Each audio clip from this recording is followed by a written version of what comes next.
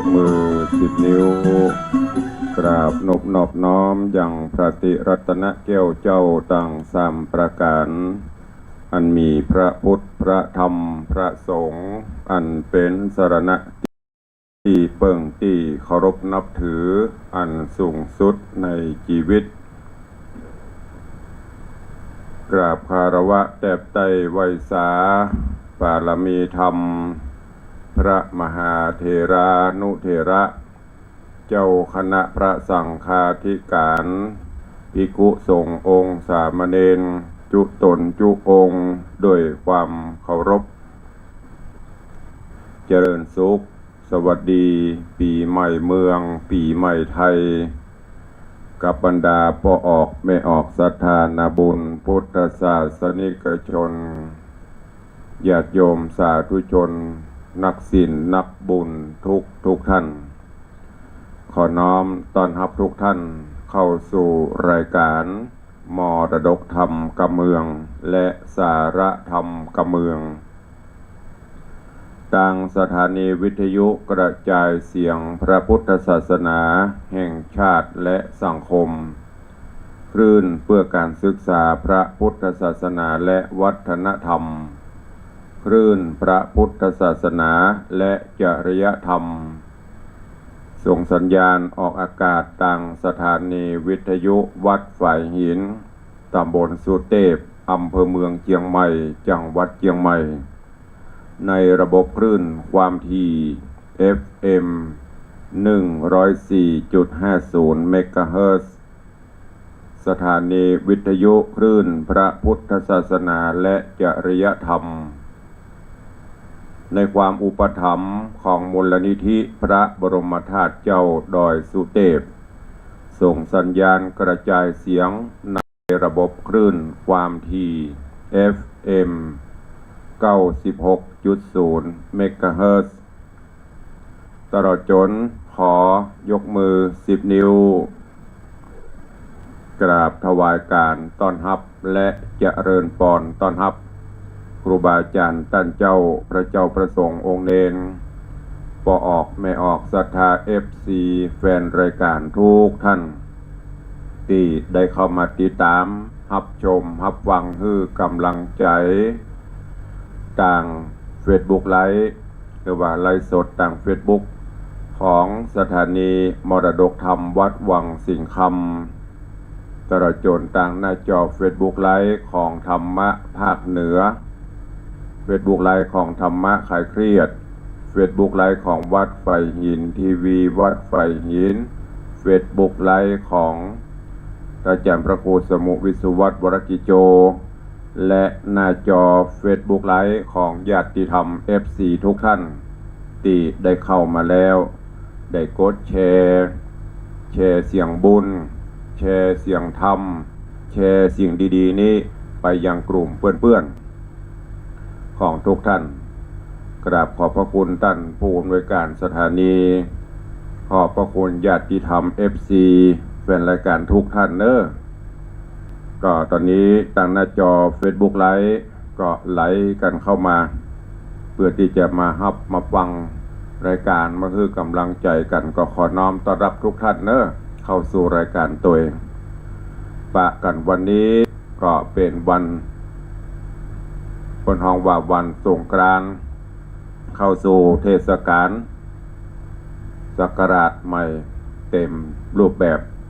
วันนี้เป็นวันมหามงคลมงคลเนอะมหามงคลหลายอย่างที่หนึ่งคือเป็นวันสังขารล่องตามประเพณีแบบเบ้าโบราณวันสังขารล่องประการที่สองวันนี้เป็นวันเสาร์ห้ามันเป็นจะได้ตุลุงเสาร์ห้าได้ยินเปิ้นว่าจัดเจือเสาร์ห้าในที่นี้วันเสาร์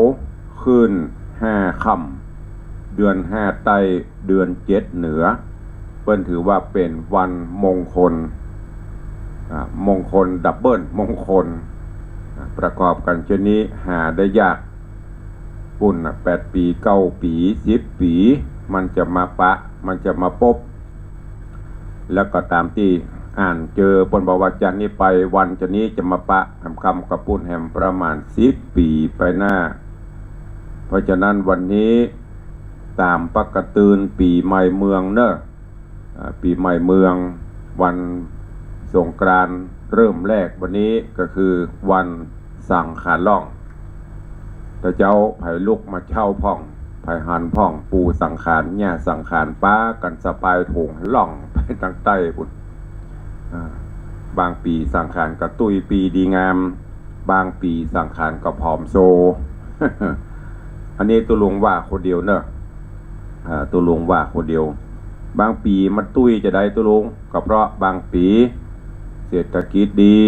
ประเทศชาติเจริญมั่นคงมั่งคั่งบ่มีหยังมารบกวนพี่น้องชาวบ้านอยู่สุขสบายอันนี้ก็ตุยปีดีงามสังขารก็ตุยปีดีงามบางปีเศรษฐกิจบ่ดีโรคภัยไข้เจ็บเบียดเบียนโลกมีความเดือดร้อนวุ่นวายสังขารก็จะผอมน้อยอย่างที่ผ่านมานั่นนะ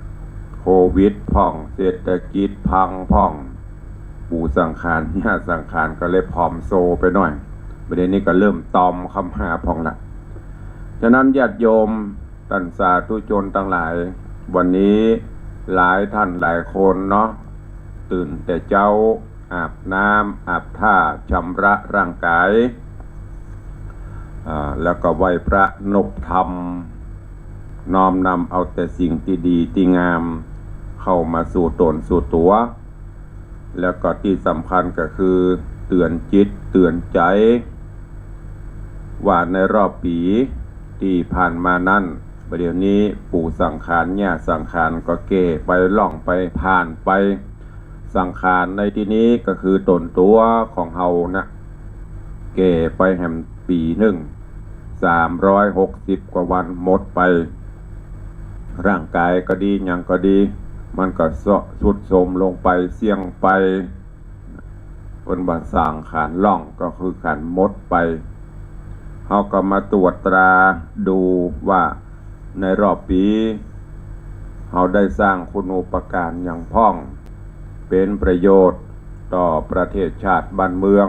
เป็นประโยชน์ต่อพระศาสนาพระพุทธศาสนาเป็นประโยชน์ก่อครอบครัว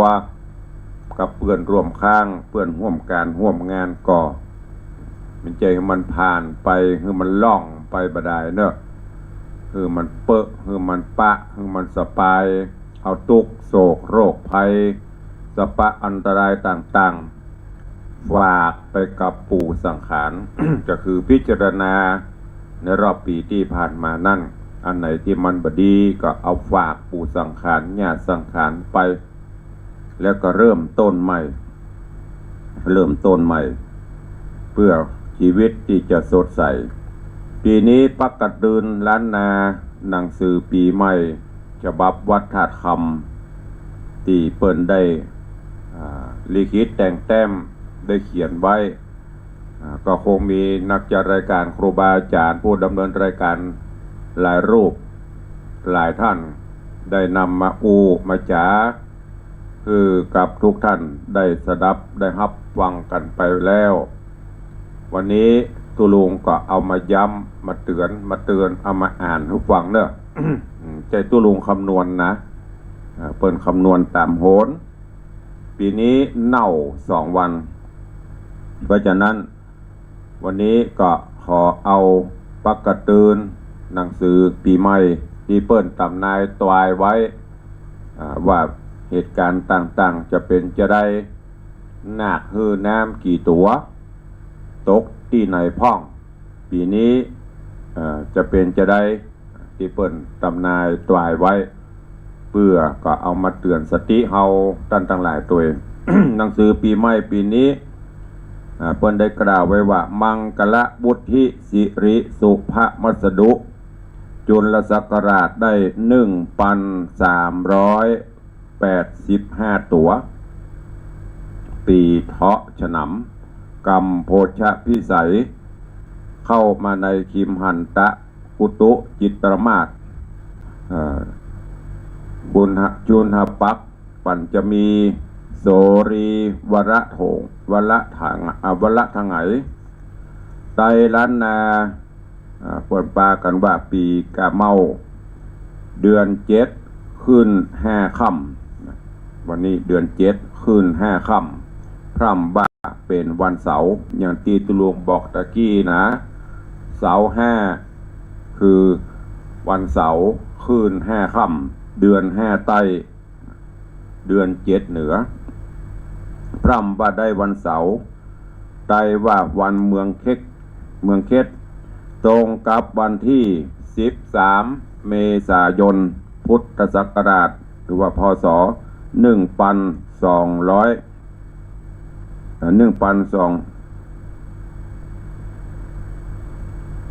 พศ2567อันนี้เพิ่นถ้าจะพิมพ์ผิดเนอะมันได้ตรวจทานตัวเองตรงกับวันที่13เมษายน2567อันนี้ปอเลข1มาไว้ตั้งหน้าตัวเองไม่ได้บอกท่านอาจารย์พระครูอดุลตรวจทานยามนั้นระวิสังขารมีตนเรืองงามประดุจจะดังคำสิงคิสถิตอยู่ทิพวิมานมีนราศีประเทศก็ประดับตนด้วยเครื่องอาภรณ์วิเศษอลังการอันงามผ่องแผ้วมีสีเขียวเลิศแล้วประดับตนโดยรัตนมณีแก้วมรกตตั้งขจรหูและก็ซุปขจมหัวก็สีเขียวข้างดังดอกอุบลมีวันนะอันเรืองรุ่งรัศมีปุ่งงามตามีหัตถาคือว่ามีมือ4เบื้องมือเบื้องขวาบนกำหอกมือเบื้องขวาล่างถือสลีกันใจมือซ้ายเบื้องบนถือธนูมือซ้ายเบื้องล่างถือปืนขึ้นนอนสแกงเหนือหลังเสือในยะหนึ่งบางตำราหนึ่งก็ว่าขี่แรดบางตำราหรือว่าในยะหนึ่งก็ว่ามือตึง2เบื้องถือแคร่ไฟได้กาละยามดียามนั้นก็ขึ้นขี่ยักษ์เสด็จลุกจากหนพายัพไปสู่หนหรดีริยาตไปสู่เมษราศีแล้วก็ออกจากทิพวิมานคำผ่องแผ้วแล้วก็เสด็จลีลาโดยพระหุพลลิกายโยธายามนั้นเป็นเวลายามตะแลสู่คึก อันนี้เป็นภาษาของตั้งโหนเพิ่นนะเวลา22 นาฬิกา17 นาที24 วินาทีเวลา22 นาฬิกา17 นาที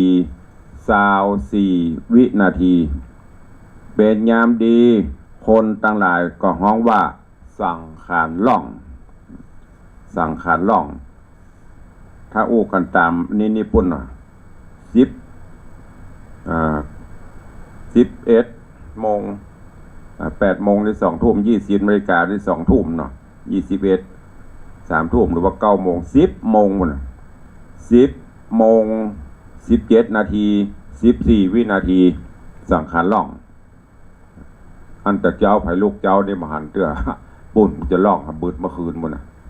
บนท้องว่าวันสังขารล่องอันนี้เป็นตามที่เปิ้นตำนายตวายไวเนอร์บนท้องว่าสังขารนอนสะแกงไปในกาละนั้นนางเทวดาชื่อลักขณาก็มานั่งเหยียดแข้งแล้วก็ยื่นไปอันนี้เป็นคำเมืองนะท่านสาธุชนที่ฟังภาษาคำเมืองอาจจะไม่ค่อยรู้เรื่องอะไรเป็นนั่งเหยียดแข้ง นั่งเหยียดแข้งก็คือนั่งเหยียด แข้งไปตรงไปนั่นแหละนั่งเหยียดแข้งแล้วก็ยื่นไปแล้วก็ยังมีนางเทวดาชื่อว่ายามานางเทวดาชื่อว่ายามายื่นดอกไม้นามปีคือดอกลีลาดอกลีลาวดีก็เมื่อก่อนเปิ้นห้องก็ดอกอะไรอย่างก็ลืมชื่อไปละเดี๋ยวเพิ่นมาเปลี่ยนเป็นลีลาวดีมีดอกลีลานางนั่งเหยียดแข้งหับเอาปีนี้สั่งขานไปวันเสาร์ดังมีคาถาที่เปิ้นกล่าวไว้ว่าโสเรพาโนจะสั่งกรมะไสยะปัสเสไสนะปัสเสตันหติเวทะเวโทจะโทโสจะโสกะโรคาภวิสเลสังขารนอนสะแกงไปจะเกิดโทษเดือดร้อนแก่ชาวบ้านชาวเมืองจะเกิดทุกข์โศกนักจะเกิดด้วยโรคระบาดฝนมีเสมอดีตลอดปีจะได้ยินเสียงฝนเดือน8ขึ้น6ค่ำเป็นต้นไปเทิงเดือน9แฮม10ค่ำฝนจะเริ่มตก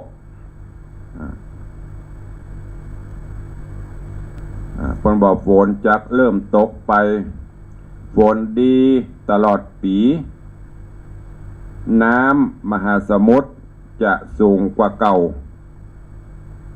โอชารดดินปอประมาณคือดินจะบาเกมบาจ่างกำไปมอกปอประมาณต้นข้าวรวงข้าวดีปานกลางปีนี้คนเกิดวันอาทิตย์จะมีโชคมีลาภจำไว้เนอะคนเกิดวันอาทิตย์ได้กินถึงลาภถึงซ่า คนเกิดวันอาทิตย์จะมีโชคมีลาภคนเกิดวันศุกร์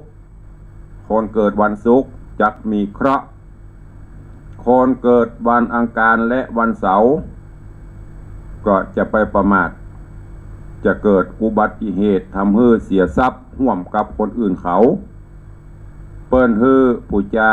มหาธาตุเจดีย์ฮื้อสละสลงส่งน้ำพระเจ้าหรือว่าส่งน้ำพระพุทธรูปแล้วก็ปูจาไม้กำเอาไม้ไปกำต้นสลีมหาโพธิ์ปูจาเข้ากูอายุเข้ากูปีกูอายุมันเป็นจะได้ตัวลงเข้ากูปีกูอายุ อันนี้เป็นพิธีกรรมของล้านนาเฮาจะต้องไปตกไปแต่งดาแปลงสะตวงใส่เข้าใส่ของอย่างเมืองเหนือเฮานี่เปิ้นส่งเคราะห์วันปากปีบุญจุดเตียน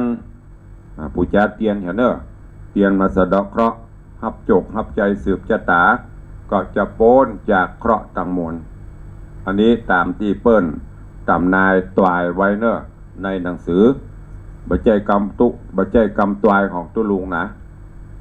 อันนี้ในหนังสือปักกระตืนผีไม้เอามาเล่ามามาสู่กันฟังในโอกาสวันสงกรานต์สังขารล่องวันนี้ บนบอกว่าในวันสังขารล่องคือปากันไปสะเก่าดำหัวที่แม่น้ำหรือตางไข่คือไอ้อย่างตุลุง เนี่ยต้องอธิบายเจนทองแกนนะตางไข่ก็คือถ้าเป็นภาษากลางก็คือตางแพ่ง3 แยกกา4 แยกกาหมู่นี่ ที่มันไข่หรือเกาไม้ใหญ่อะไรเป็นเกาไม้ใหญ่ต้นไม้ใหญ่เกาไม้ก็คือต้นไม้อันเดียวกันนั่นนะเดี๋ยวต้องอธิบายพ่อละอ่อนภาษาละอ่อนเมืองป่อเมืองแม่เมืองแต่ฟังกับเมืองบ่ฮู้เรื่องเกาไม้มันเป็นจะได้ตุลุกเห็นบ่เกาไม้ใหญ่หรือต้นไม้ใหญ่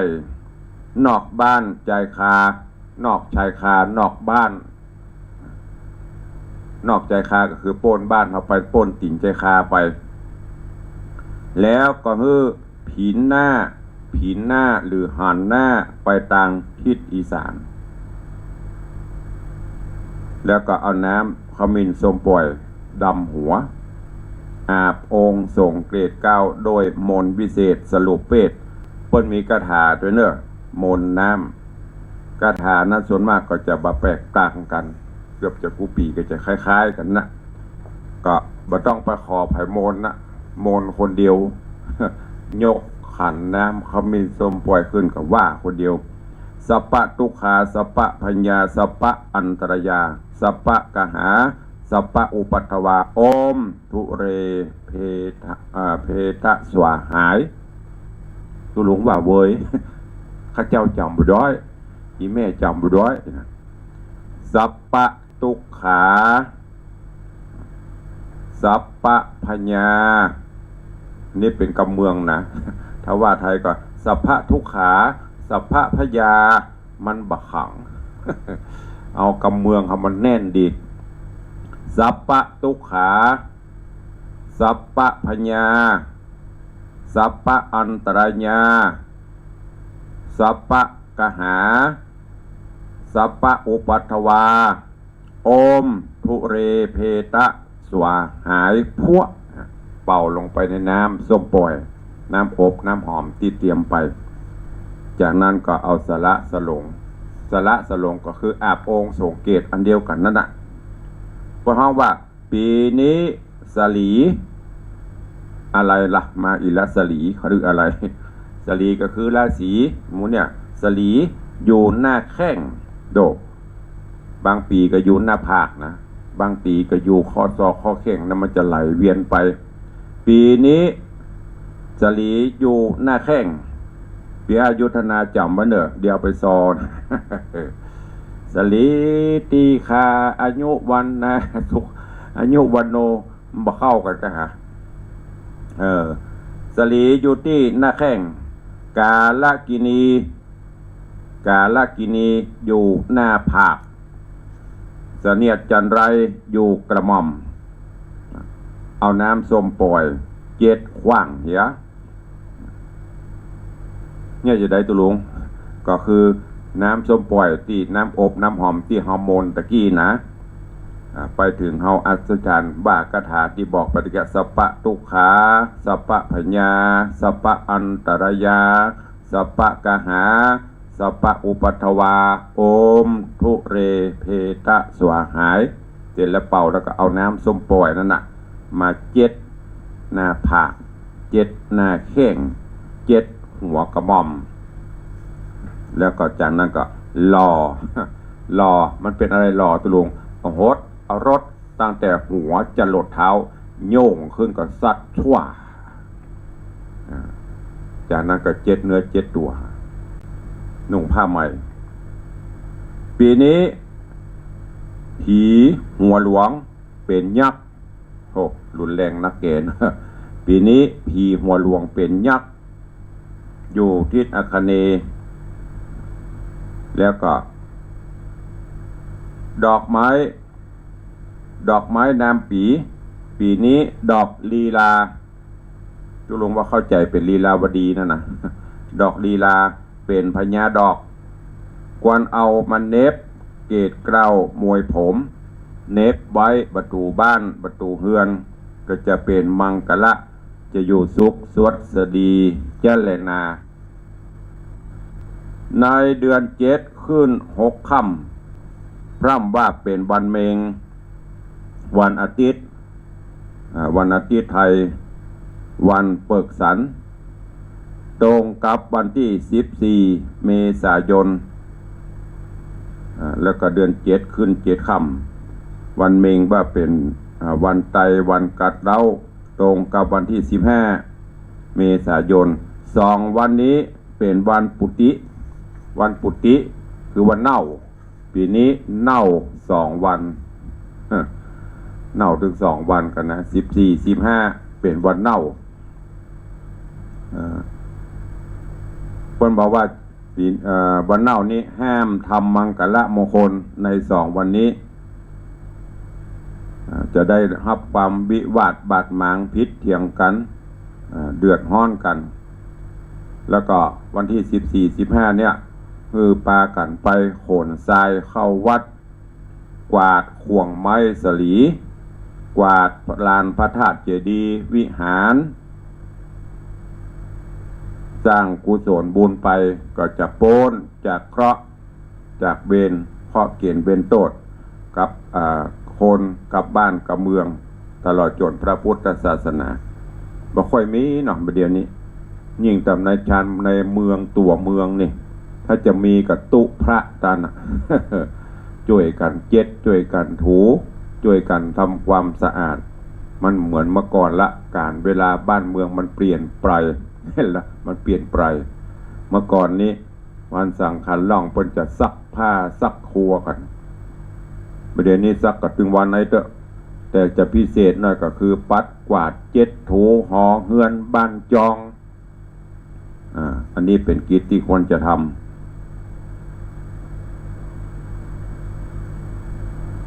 เพิ่นท้องว่าปีนี้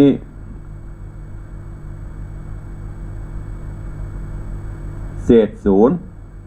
ชื่อผลคุณวัดสะปีนี้หนูรักษาปีหงรักษาเดือนจามรีรักษาป่ามังกรรักษาน้ำอาละวกะยักษ์รักษาแผ่นดินพารณีเทวดารักษาอากาศจันทละเป็นใหญ่แก่คนทั้งหลายหนูเป็นใหญ่แก่สัตว์4 ตีนนกเก้าเป็นใหญ่แก่สัตว์2 ตีนไม้เดือเกลี้ยงเป็นพญาแก่ไม้ตังมวนไม้แงะเป็นใหญ่กว่าไม้ตันเป็นใหญ่กว่าไม้ต้นไม้ไห่เป็นใหญ่แก่ไม้กวงไม้ไห่ไม้ไร่นะไม้ไห่หรือหน่อไม้ไร่ที่เฮาหน่อไม้ไร่นะไม้ไร่เป็นใหญ่แก่ไม้กวงตุลุงมีกระสับมีของไม้กวงคือมันกลวงประเภทไม้ไผ่ของไม้กวงไม้บัวกำเมืองเอานะมีนะอธิบายขวดลวกอย่างตุลุงสีคำนี่นะไม้กวงแง่แขมเป็นใหญ่แก่แง่ตังหลายตังมวลผีเสื้ออยู่ไม้เสลียมขวนเข้าอยู่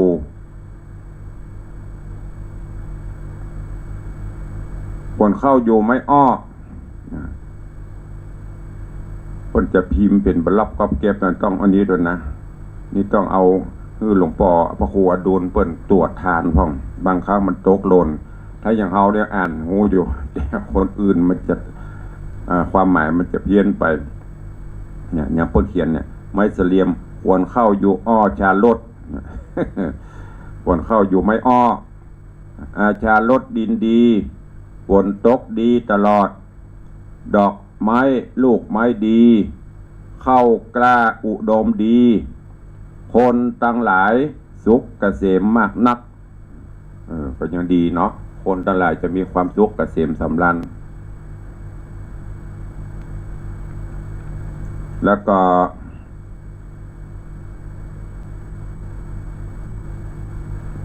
เพื่อระวังโรคระบาดก็ยังมีอยู่อันนี้ต้องระวังตลอดเตือนโรคนั้นโรคนี้มันปรับตัวอย่างโควิดจะว่ามันจะหมดไปนะมันยังอยู่แม้แต่ยุงอีป้อยแม่ญาติโยมศรัทธาหลวงพ่อมันปรับตัวมันนะเมื่อก่อนตัวต้อมอย่างฮะตบแป๊กประเดี๋ยวปะโต้คงยงข้างย่างขนาดเอาตะข่ายตะแคงเอาวันมุ้งลวดใส่มันก็ยังบุญเขาอยู่มันก็มีการปรับตัวโรคภัยก็เช่นเดียวกันปรับตัวมันไปโรคระบาดยังมีอยู่คนเกิดปีนี้รูปงามหล่อเหลาเอาการเป็นคนฉลาดมีชื่อเสียงมีวาสนาดีอายุ50 ปีจะตาย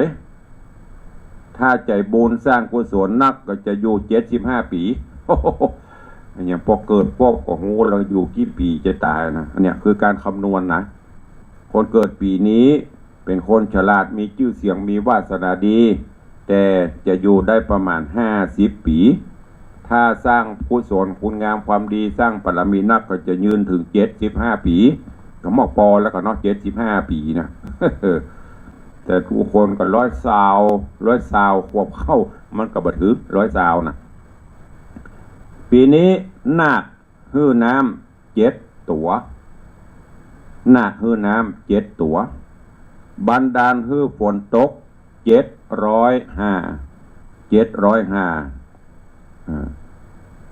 ชื่อว่าชีวาธิปติ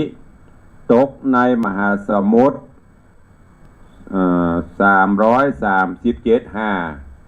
ตกในมหาสมุทรปุ่นนะที่เพิ่มต้องการปุ่นนะต้องการแต่มันนักไปตกในมหาสมุทรปุ่นนะ337.5ตกในเขาสัตตบริพันธ์และป่าหิมพานต์จำนวน231.5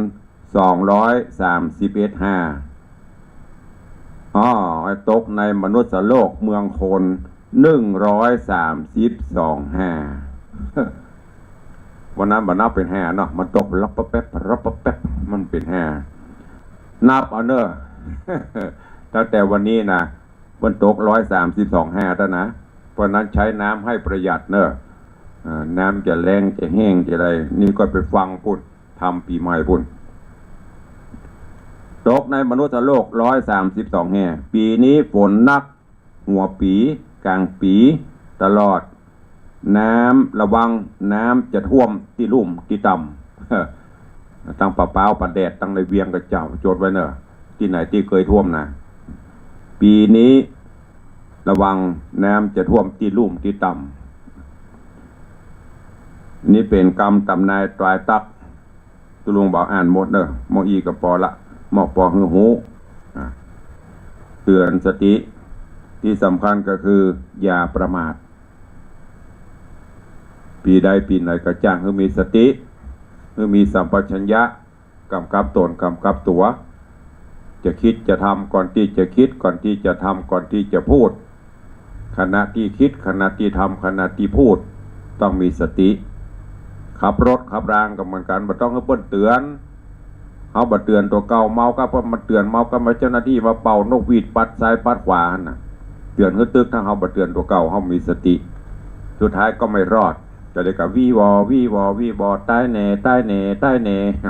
ไม่ได้ในปฐกเสียงมูเนี่ยได้ยินแต่ใครถึงวันนะตั้งเหนือตั้งใต้ยิ่งใกล้ซูเปอร์สำยิงก็จะก็ใต้แหน่ก็เพราะอย่างเปิ้นเตือนเปิ้นบอกแต่เฮาก็ฟังงงนะเปิ้นเพิ่นกินนักก็โจทย์อยู่กินแต่หาบ่นักเจ้าเรามาถามพระนานอิโสมเตปีน กินแต่บ่นักนะตุลุงบ่ใช่เป็นนานกินเด้อเป็นนานเพราะคนอื่นหานกินแต่กำน้อยแต่มาเข้าไปกล่องอยู่ในหันนักกระเดียมก็เพิ่มพลังขึ้น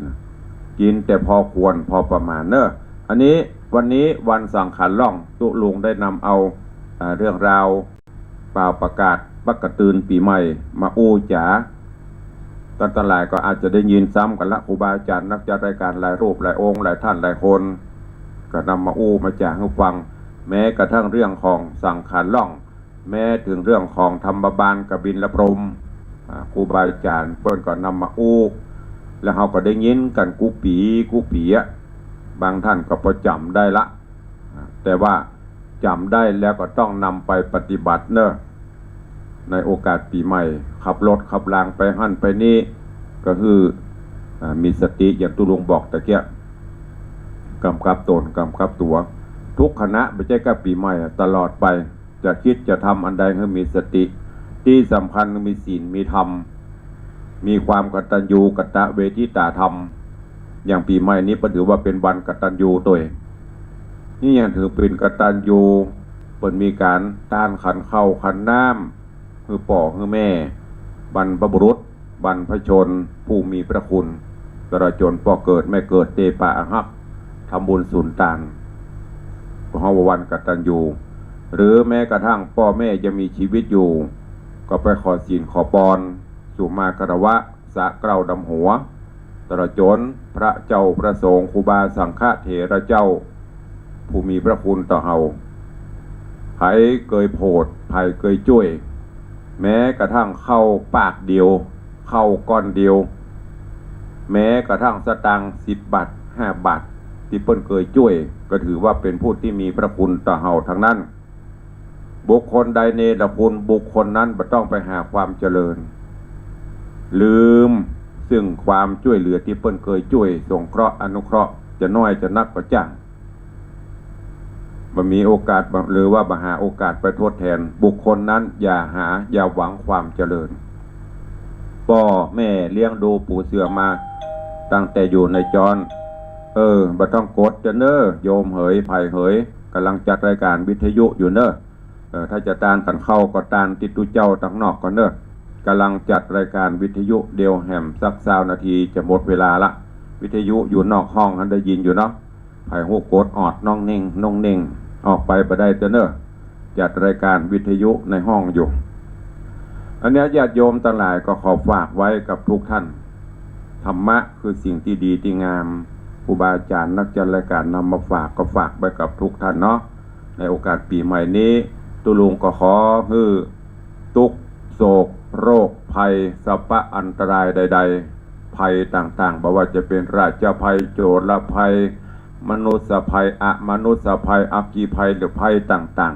ๆอันมีในตนในตัวในบ้านในจองในครอบในครัวในที่ไหนที่ใดๆก็ขอฮือจุงโคตรค้ายมาลายไปตัวสังขารเน้อขอความสุขสวัสดีบังเกิดมีแด่ญาติโยมสาธุชนทั้งหลายตาพร้อมกับพัวก็ขอให้มีความสุขให้มีความเจริญหิก็ขอให้ปันมาหาก็ขอให้ปันได้เงินคำกำเกื้อไหลมาเทมาปรารถนาอันใดให้สมความปรารถนาดำเนินกิจธุรกิจใดๆก็ขอให้สำเร็จผลและก็ที่สำคัญการดำเนินรายการของตุลุงต่างวิทยุต่างเฟซบุ๊กหากมีสิ่งหนึ่งสิ่งใดที่มันบ่ถูกต้องตามสำนองครองธรรม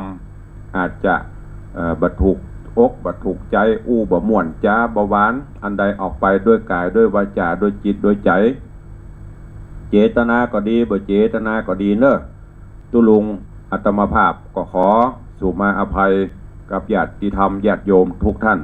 ตึงทางบ้านตั้งจองตึงหน้าจอตัว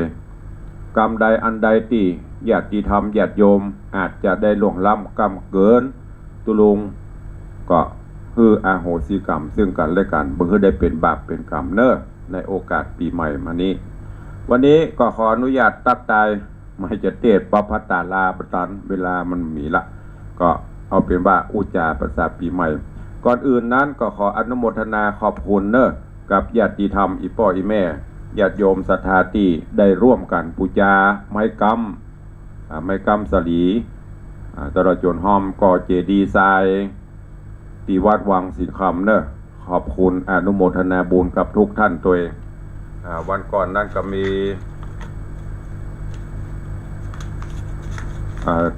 ญาติโยมที่ได้ร่วมโมทนาบุญตัวเองก็ขอบคุณครับโยมกิตติพจน์ลีละวัฒน์อันนี้เปิ้นร่วมทำบุญวันเกิดเปิ้นเมื่อวันที่ตะวันเนาะ12ที่ผ่านมาเป็นวันเกิดของโยมกิตติพจน์ลีละวัฒน์ได้ร่วมบุญกุศลสมทบทุนสร้างกุฏิร่วมเป็นเจ้าภาพถวายทานภัตตาหารเครื่องดื่มตลอดจนปูจาไม้กำปูจาทรายทำบุญกับน้ำกับไฟทำบุญชำระหนี้สงฆ์พร้อมกับญาติพี่น้องลูกหลานครอบครัวมีนางสาวรัชนีรีรวัฒน์นางสาวสุมาลีนายโกวิทนางสาวอุศนีนายกิติลีรวัฒน์5พี่น้องจากหางดงได้ร่วมโมทนาบุญบริจาคปัจจัยอุทิศบุญกุศลให้พ่อประยูนแม่ละดาลีรวัฒน์และก็บรรพบุรุษบรรพชนปู่ย่าตายายพี่ตามันดาวงศาคณะญาติผีตายเก่าเน่าเมินเทพบุตรเทวดาอาหักเจ้าทั้งหลายเป็นจำนวนเงินทั้งหมด 2,600 บาทสาธุอนุโมทนาบุญตัวเนอะอนุโมทนาบุญขอบคุณกับโยมธเนศโยมจิรถาโยมธีรเชษฐ์โยมสุพนัสแก้วกำเนิดพร้อมครอบครัวนี่ส่งมาทางไปรษณีย์ทำบุญอุทิศให้นายมนพนางอรทัยแก้วกำเนิดนายวีระนางอิ่มจิตธรรมทวัชชัยตระกูลแก้วกำเนิดตระกูลอุ่นใจตระกูลธรรมทวัชชัยและตระกูลมุสิกวัฒน์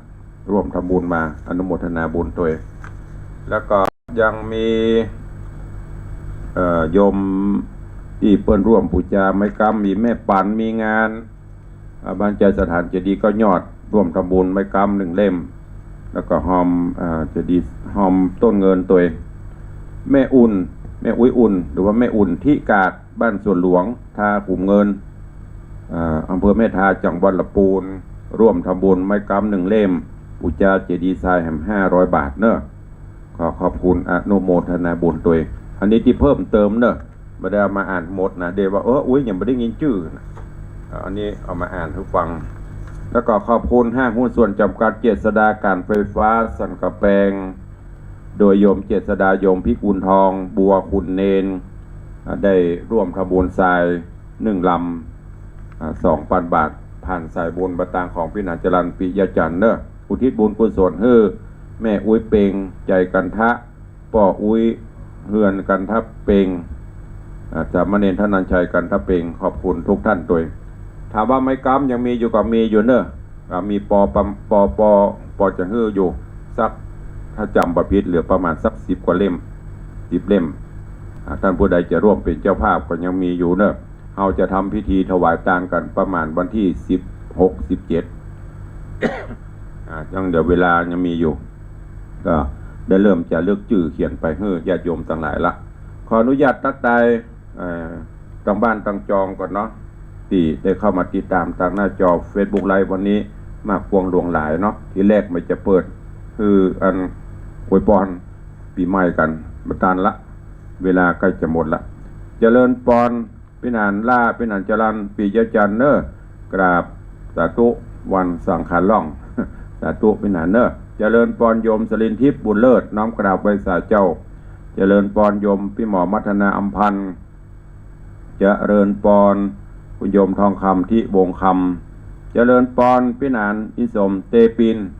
พิธาจารย์มัคคนายกผู้จารพิธีกรเสียงใสชื่อดังแห่งภาคเหนือเฮาสังขารอย่างพูดว่าอย่างพี่นานเพื่อเขียนเป็นบทเป็นกลอนหรอสังขารล่วงเลยตัวมันนิ่วพี่นานเฮ้ยสังขารล่วงเลยเบาะบาอ่านนั่นเนาะตัวมันนิ่วก็เดี๋ยวก็ไปอ่านคนเดียวมันนี่เพิ่นเป็นเจ้าบทเจ้ากรสมแล้วที่เป็นพิธีกรเจริญพรแม่เลี้ยงทัดพิชาสุสิงคำปเลี้ยงธนวัฒน์สุสิงคำเนอ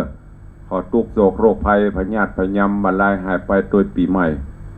ตัวสังขารล่องปีใหม่แล้วก็ขอให้อยู่ดีมีสุขตุ้ยปีดีงามได้กินได้ทานเหมือนเก่าเหมือนเดิมเนอะ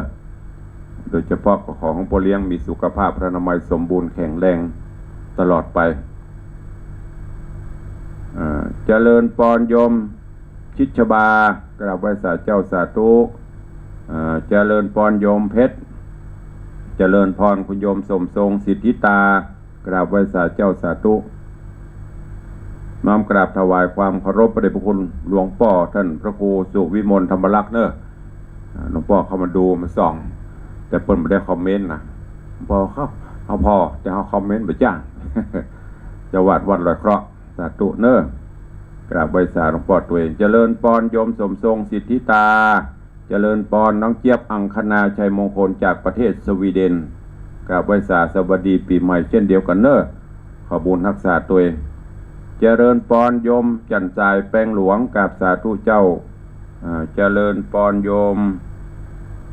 นี่กราบไหว้สาทุกปีวัดอันยังก็ลืมชื่อไปละยังก็ลืมชื่อวัดเดี๋ยวงกได้เข้ามาเป็นกำลังใจกราบไหว้สาเนอะบุญรักษาปีใหม่ตัวเองนะยังก็ชื่อพระบริษเจริญพรโยมประภักเนอเจริญพรปิอายุธนาจ้างซอห่างดงร้อนเนาะร้อนดีวันนั้นพอปนทายทอดไล่สดไปจุลูกแก้วปนให้ระวังเนอะเดี๋ยวเพิ่นจะเอาไปมัดจ้างซอแล้วก็ฮื้อตั้งบ้านไปไทยเอา นี่เป็นตำนานเปิ้นซอเปิ้นเอามัดลูกแก้วไทยลูกแก้วเป็นธรรมดาเนาะลีลาไผ่ลีลามันถ้าเป็นตุลุงก็จะใส่กาบเนาะใส่กาบอินโดวิญญาณเปิ้นก็มาเติมกันทำ ข ขอบคุณเด้อพี่อายุธนาเจริญปอนคุณโยมสมศรีพรหมเมืองเจริญปอนโยมนวลศิริหินเขียวไผ่แหมมันรุดไปนะหูล่ะ คลับแป๊บปืดรุดหายไปละเอาเป็นว่าโมอีก่อนก็เดี๋ยวก็ไปตักตายต่อเนอะเอาเหลือ2 นาทีไปต่างบ้านต่างจองใครจะอู้จะเอ่ยกับตุลุงมีไหนจะโทรศัพท์ตุลุงมีไหนม้วนเนอะ โทรเข้ามาก็เดี๋ยวถ้ามาได้ยินจะไปครับปุ่นโทรศัพท์มีนอกปุ่นเดียวกันเนอะขออนุญาตแป๊บเดียว